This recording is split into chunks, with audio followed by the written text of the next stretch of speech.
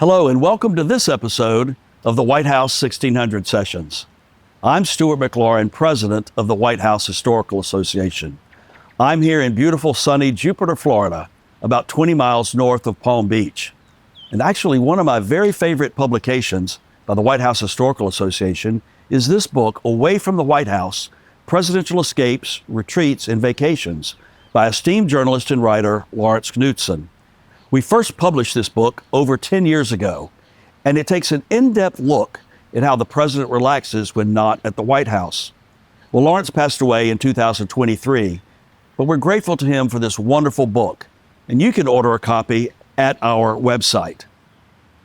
One thing you'll discover while reading Away from the White House is that many presidents found refuge time and again across the state of Florida. There's President Harry Truman's Little White House in Key West, originally built in 1890 as housing for naval officers. It was also used by Presidents Taft, Eisenhower, and Kennedy, but it's better known for President Truman, who made it his winter White House for working vacations. Richard Nixon actually had a vacation home in Key Biscayne, and President George H.W. Bush enjoyed fishing and playing tennis in Florida as well. Mar-a-Lago, President Trump's home and private club in Palm Beach, has been a frequent retreat and workspace for President Trump and Mrs. Trump. The Kennedy family once owned a seaside mansion in Palm Beach, and it's said to be where John F. Kennedy worked on his 1961 inaugural address with speechwriter Ted Sorensen. The Kennedy family no longer owns the estate, but there's still a few relics of the 35th president's time in Florida, including what you see behind me, the Honey Fitz, at one time used as a presidential yacht by 5 presidents, from Truman to Nixon.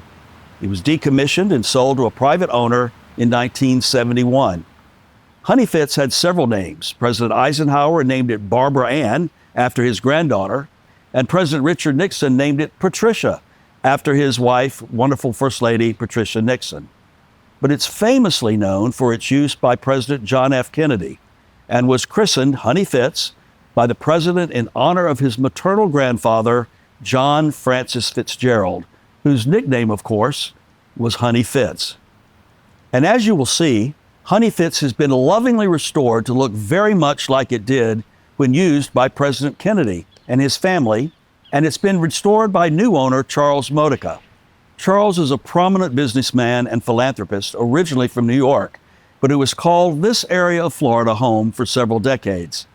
You know, I think this is going to be a really great treat for us, so let's go and enjoy meeting Charles and seeing the Honey Fitz. Charles, honor to meet you. Thank you for having us at the Honey Fitz today. Thank you, it's my pleasure. So I can't tell you how excited I am to hear your story. Tell me how you first learned about this ship being available. I knew very little about the Honey Fitz, but like many people, I knew the name of the vessel Yes. from the Kennedy era. I was in high school when the president was in office, and we all knew that name, especially years later after the assassination and what Yes. have you. And the president used the boat in Florida here a lot, and it was significant to us that it happened to be here when we built this restaurant here, and we thought about allowing it to dock here, not owning it, but just allowing it to dock, and what a good thing it would be. And what happened was the owner passed away, and his 2 sons decided, one son decided to sell it, one son decided to keep it, and we recognized that it needed repairs. So it was one of those things that kind of falls into your lap.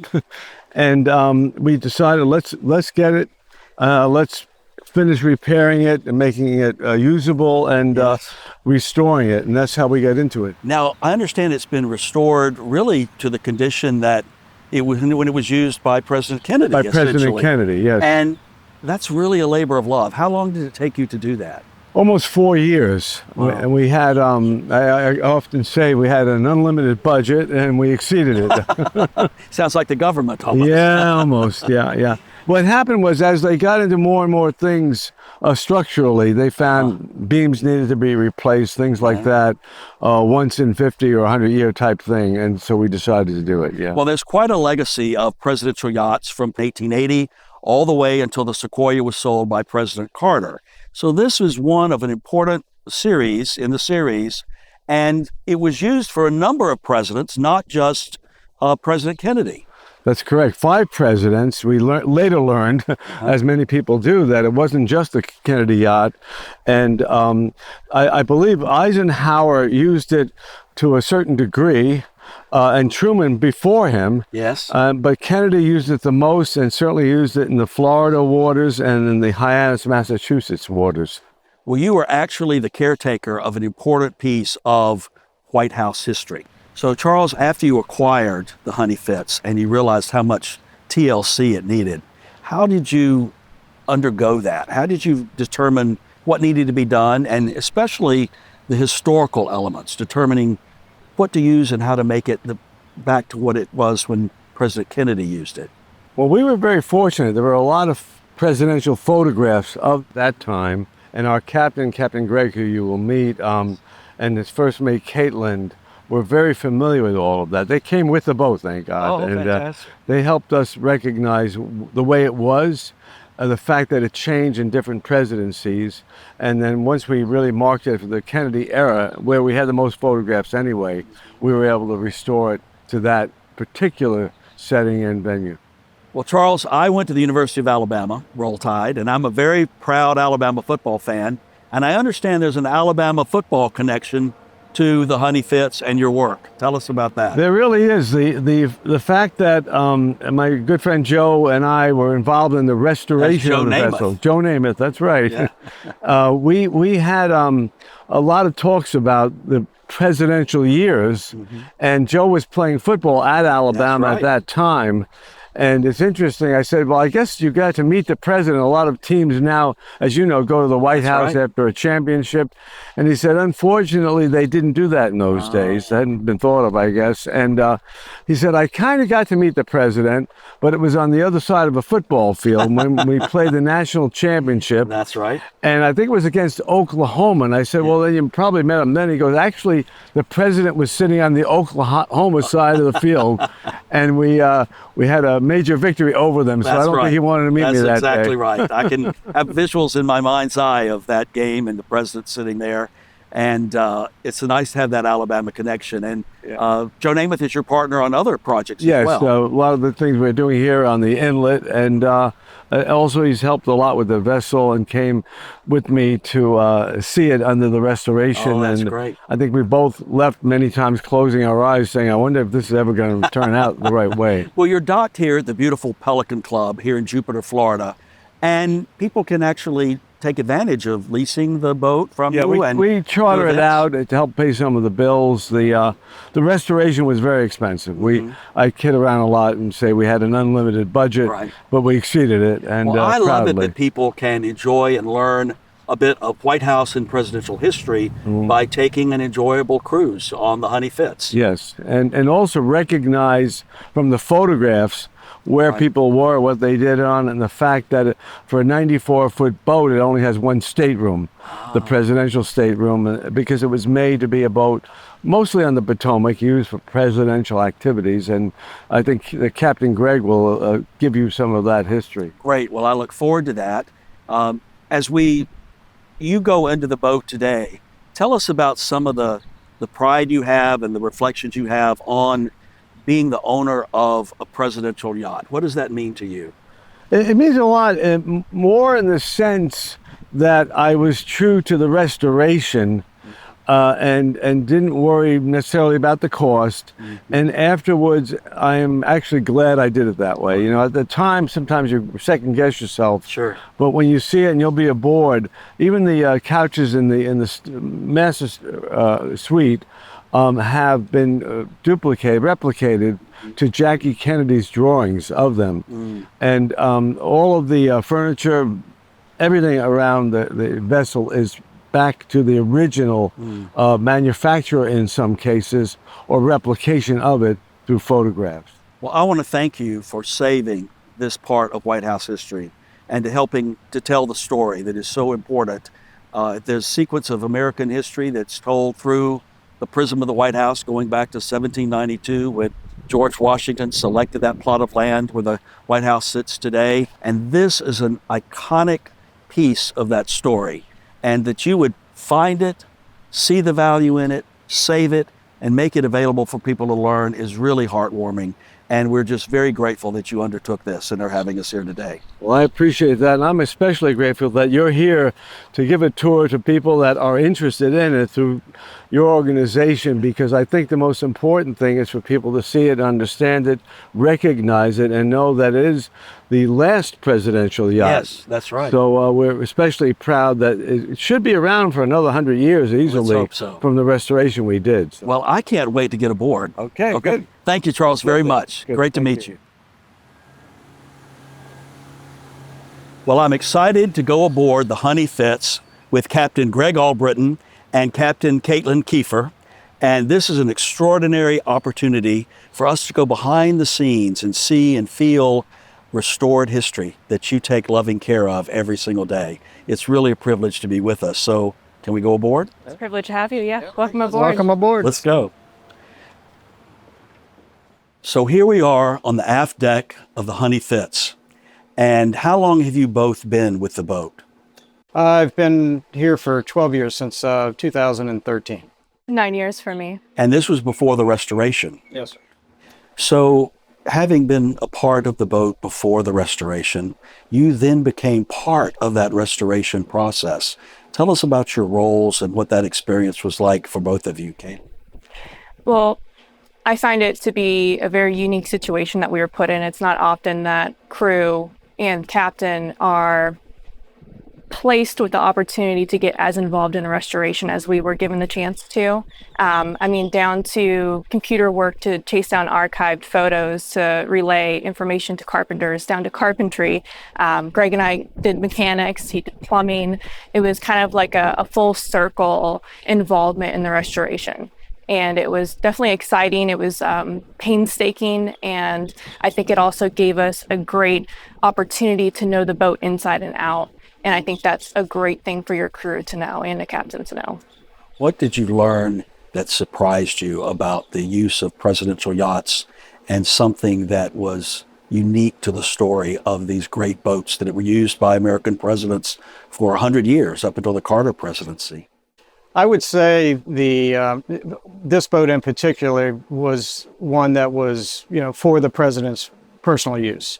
And, they all chose different ways of using it. Truman used it to go to the Potomac or Williamsburg, and you had Eisenhower that did the same, but he used it to go play golf up the Potomac, and they called it the floating locker room. So he would, we have pictures of him shooting skeet off the bow of the boat going down the Potomac. And then you go into President Kennedy, who used it for his family, and Hyannisport, Palm Beach, and just to relax on. So all the presidents used it for different things, and it was very versatile for all of them. Well, Mrs. Kennedy was the founder of the White House Historical Association and did amazing things in those 3 years as First Lady to set in place a process and procedure that became our mission to take care of the White House, similar to how you take care of this boat. So this is really a part of White House history. One of the things I love about my job is I learn something new every day. And as I've been with you today, hearing how you restored this incredible boat, the research that you've done, Mrs. Kennedy's actual role, tell us some of the things that she did and how she invested her restoration mind in taking care of this boat at that time. So we relied heavily on photo references and anything tangible, anything that we could read or create a timeline with photos to come up with facts versus our own opinions. And during the hull restoration that Greg had mentioned with Jim Morse, he was actually given sketches that were drawn by Mrs. Kennedy that were given to a carpenter to build the sofas in the main salon. And in her notes, she reupholstered a lot of the furniture with blue fabric and white piping. And as you see on the aft deck area, it followed around through the entire vessel. I think it's exciting that we were able to breathe life back into this boat during the restoration to target the Kennedy administration, because there's so many different things that you can go with that you say is original to 31, 42, throughout its time in World War II. I think the interior was really a treat to restore. Well, you mentioned World War II. This boat had a history beyond being a presidential yacht, and there were guns mounted to this boat at one time. Give us a bit of the history of this boat beyond being a presidential yacht. So I was able to go into the National Archives, the Digitized Archives online, and Mystic Seaport also had photographs of the vessel when it was in World War II, and it was stationed at Fort Tilden. And it was a picket patrol boat, and it was also in New York, and it did detachment duty in New London, Connecticut. And in the war diaries I found in the archives, it was actually lat and long of German U-boat sightings. So it was really something else to flip through those pages and find that. And see guns mounted to this boat. It had a 50 caliber machine gun above which is now the dining room, or has always been the dining room, and had depth charges, and they had actually put another bridge on top of the existing pilot house to mount more equipment, radars and things like that. And so they really militarized the boat heavily, painted it gray, and its numbers were CG 92004. And that was painted on the sides up towards the bow and the stern. Did you ever meet or hear stories of crew that manned this boat as a military vessel? Well, not as military, but as a presidential yacht. We had the communications officer. He served the last 2 years of Eisenhower and 2 years of Kennedy. And he was in charge. He sat at the helm with the captain and was in charge of keeping the president in touch with whoever he needed to talk to. With his phone back here, he could patch the president into anybody that he needed to talk to or answer a call. And so it was very interesting. And he said he sat there the entire time. I had a engineer who sat in the engine room. And anytime a president was on the boat, there was 2 engineers in the engine room at all times. They said no headgear, no earmuffs or anything, listening to 4 engines run, and sat in the back corner in a chair. As a presidential yacht, would it have been staffed by Navy Yes. on the boat at the time? Yes, all Navy. That's great. Well, before we leave the aft deck, paint a picture for us of what it would have been like during the Kennedy presidency, life on a day when the president was aboard, sitting in this chair, and what would have been happening in this space? So what I can tell you from videos that I have looked at for references during the restoration and through photos, there's really nowhere else Kennedy was either in his chair or swimming off the port side. And you'd have people, family members, lounging back there with friends and really taking in the day. There was really a relaxed time for the president and his friends and family. They would, and usually you could see everybody at lunchtime they would separate these. There's 2 of those tables in, so everybody would have a table. And there was a chef aboard that would serve all the pictures we have of him. He's sitting in that chair, either reading his paper or having a cigar.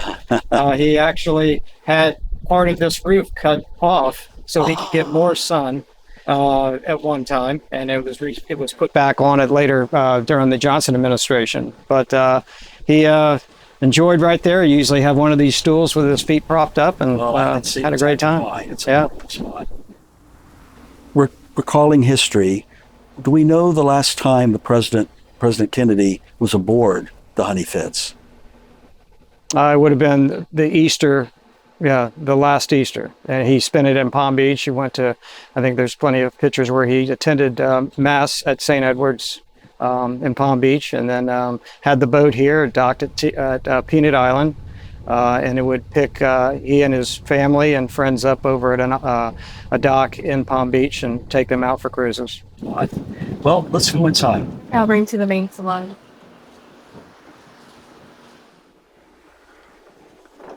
Wow, this is so incredible. As we come into the main salon here, you can feel just the echo of history in this space and what may have transpired in this very salon. It's really amazing, and it's beautiful down to the detail. Tell us about the restoration of this space and then how it would have been used by President Kennedy. So during the restoration, we were able to locate drawings that Jackie Kennedy had sketched. When she put her personal touches on the boat, she had given those drawings to a carpenter and had these sofas made. And if you can see, there's actually Caroline Kennedy and Maria Shriver. We used those photos for reference. In the videos of their time on the yacht, this was mainly a place for the children, and all the adults would be outside on the aft deck. So this is really an area that you'd come in to cool down and maybe watch a little TV that Jackie had installed in the boat for the great. children. Great. And so she would have been involved in the design of the upholstery and Right. all of the appointments and furnishings in this salon as well. So in her sketches, she actually noted that she wanted all the fabric to be blue with white piping. And as well, these pillows were to be able to be tucked into the console. So if somebody wanted to lay down, you could at push that. these they go all the way in. They're like cubby holes there, along with the latches and, you know. And here he is. You talked about Yeah, there he is, the in the newspaper chair. and the cigar, and You can see there where they cut the top off. There's a chrome piece over where the support for the back aft deck used to be. So wow, it's such a nice way for the president to have some time of relaxation and focus close to where the action may be, but always on call, always working. The work was not left behind. The work was brought wherever the president happened to be. So how would President Kennedy have used this space from what we know? there is limited amount of pictures that we have, and most of the time when they're on the boat, they want to be aft in the aft deck. But these windows do roll down. We redid all the mechanisms on those. You can put a crank in it and roll them down. So this could be, if you're anchored out, a nice breezy day and it's nice weather, it didn't have AC on or anything like that. So possibly the doors would be open like this. They would be having lunch out there. And most of the pictures we have of the kids in here having a good time. And, another thing to note is there was no shortage of dogs aboard the boat. There was always puppies aboard. So looking through videos, there was always a dog that was running forward and aft, and actually they were encouraged to bite the captain's ankles at one point. So we found that to be very interesting. So this was definitely a used area, as well as the dining room, which we'll bring you forward to see. Well, you talked about the chair that President Kennedy enjoyed, and that was perhaps his favorite spot on the boat. Do we know if Mrs. Kennedy had a favorite spot where she would relax or rest? Right, through, visual from photos and videos on those bench chairs back there. She was always on a bench chair, and if she wasn't there, she was sitting beside Mr. Kennedy on the blue chair. Wow, that's fantastic. Well, I don't want to leave this space, but I think there's more for us to see. So let's go ahead, lead on. there you go. There we go. Wow, this is The helm. the helm. We're at the helm. Yeah. And so do we know if President Kennedy would ever have come up to the helm? I don't have any fact of that happening, but I'm sure he did. He was always interested in boating, to be the captain of his own boat. He ran his own sailboats and things like that.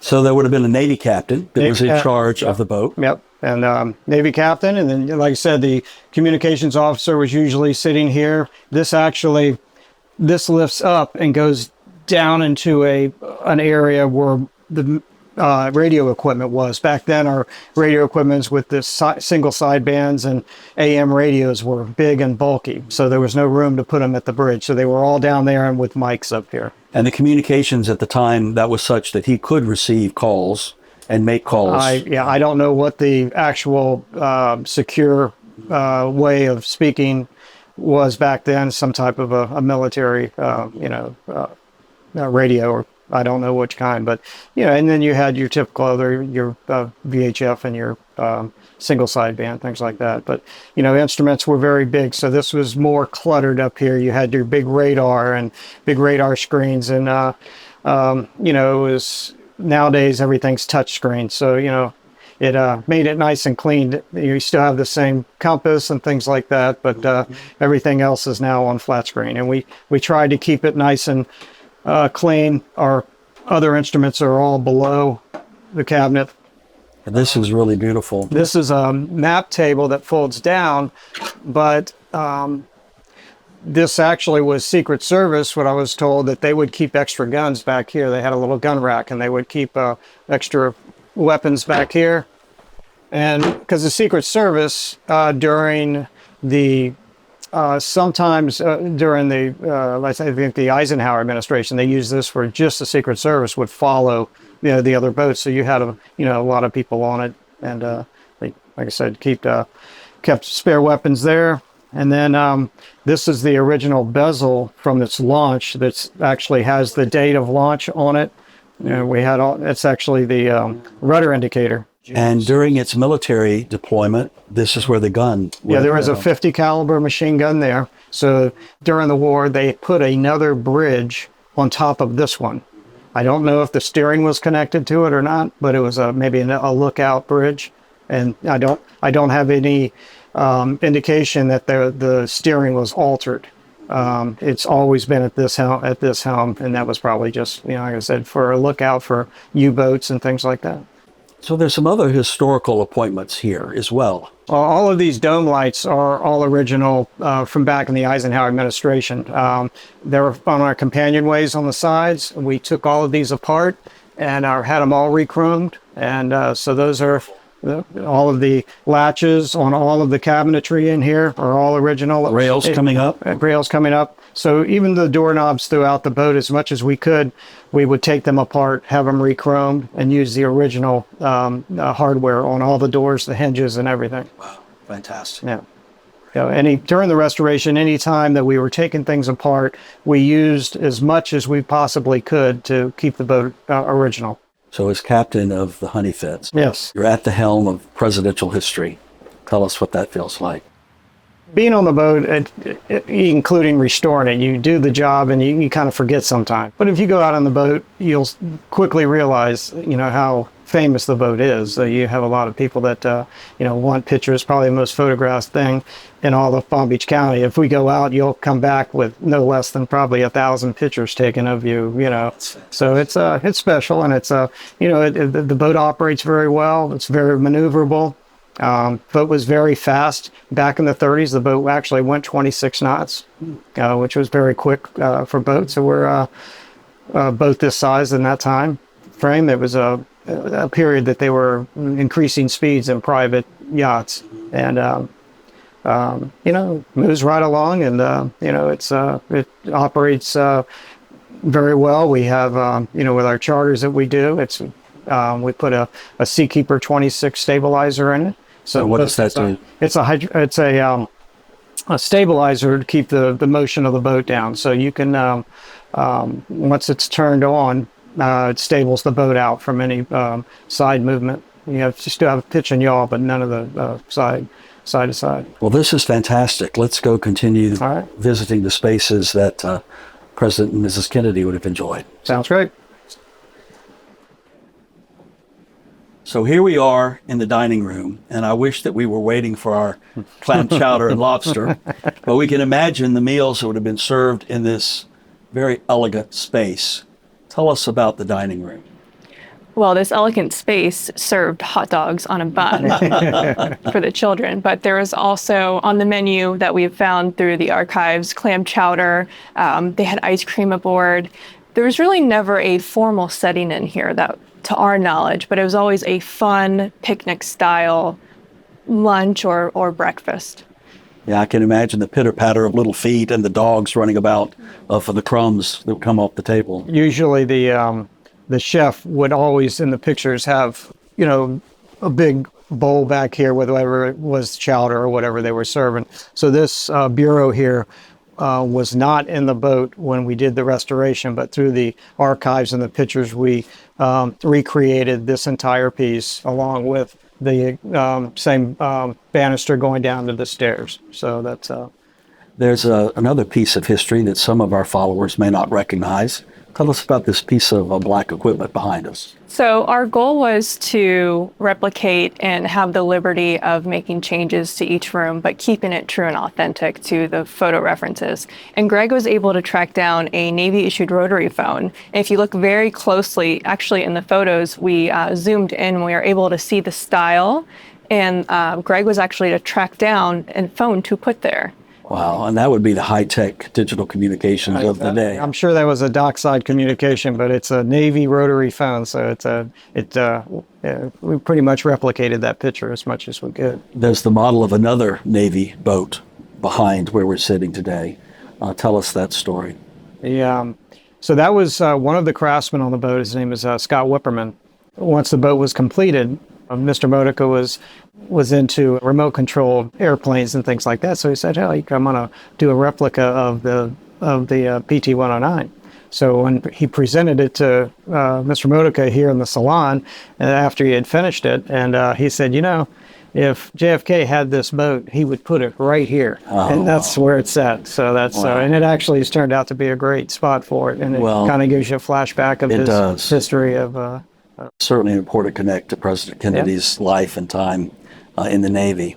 Yeah. Any stories that we know of about meetings that would have been held in this space? If we could eventually find records of the logbooks, it would help out because, the cameras just weren't things that people used or weren't allowed to. One of the most difficult pictures was the one of the master bedroom that Caitlin finally found, because even the crew, they were Navy officers. They weren't allowed to carry a camera around and take pictures of the boat if the president was on it.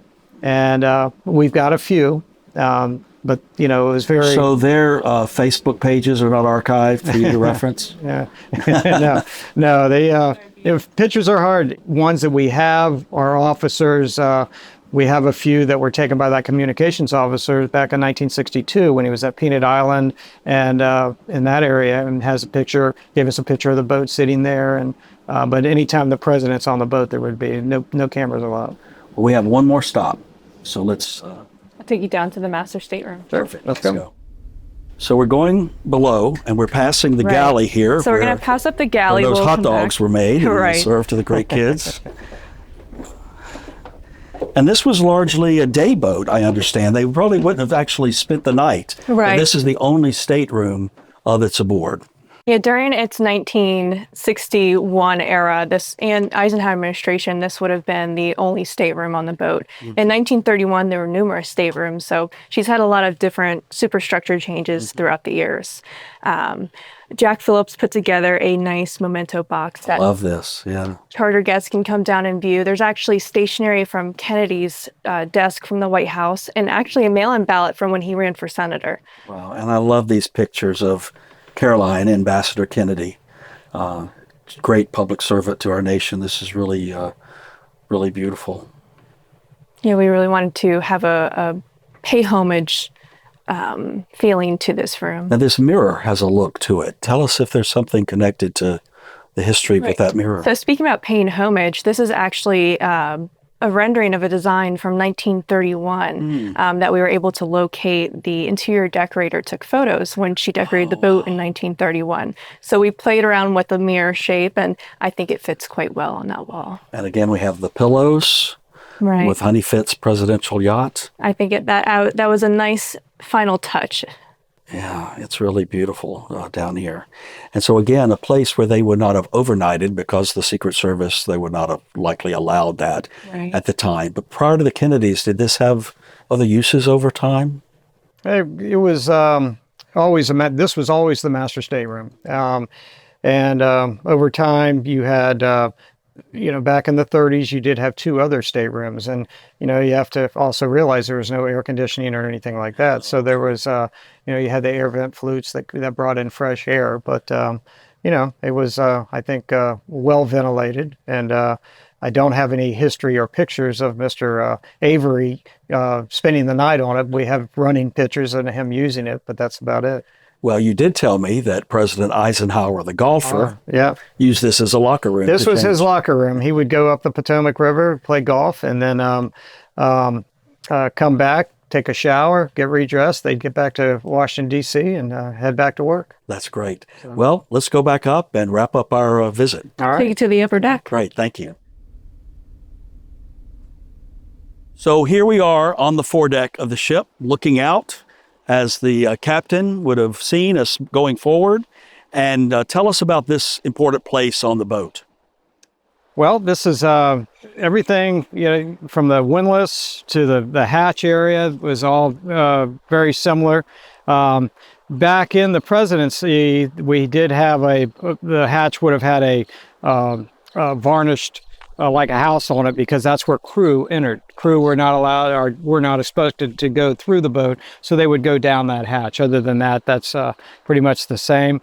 The bell has always been here. And We actually replicated it from photos that we sourced, and the top profile of it, we were able to recreate and bring it to a machine shop and have them do that exact profile. And you said there's a photo of Caroline Kennedy standing Right under the bell. Yeah, laying she's, down she's underneath it. underneath that's of it. great. She's actually drinking Coca-Cola. That's great. Well, this is a perfect place to wrap up our visit. I want to thank both of you for your care, your passion for history, for taking care of this real important element of White House history itself, bringing these stories to life for me as well as for those following the White House 1600 sessions. And if you would give me the honor, I'd like to ring this beautiful bell in tribute to President Kennedy, the 8 bells honoring him and his extraordinary legacy. And certainly let's add Mrs. Kennedy to that, given her life, leadership, and legacy as First Lady that put in place so much that still cares for the White House today. So thank Very you good. so much. You're It's quite welcome. an honor Thank to you. be with you. So here we go.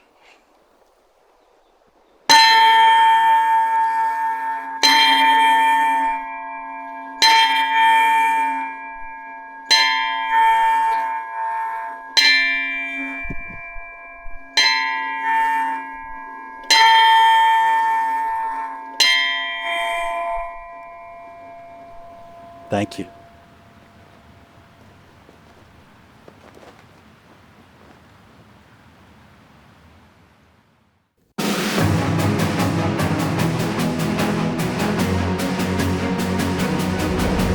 Thank you all for listening and watching today. Be sure to subscribe to the White House 1600 sessions on your favorite podcast provider so that you never miss an episode, and watch the video version on YouTube and Facebook. Your support of the White House Historical Association makes this work possible. When you become an association member, or when you purchase a book, or even the official White House Christmas ornament, you're helping to fund our education mission through teacher programming, publishing, our White House History Live, in-person and virtual events, the members-only virtual History Happy Hour, and our latest initiative, the People's House, a White House experience. You know, we're bringing the White House and its storied history to life at 1700 Pennsylvania Avenue, and it's open to everyone. So plan your visit today and register for free passes at our website, thepeopleshouse.org. And you can learn more about our work as a nonprofit, nonpartisan organization by going to our website, whitehousehistory.org. Thank you very much.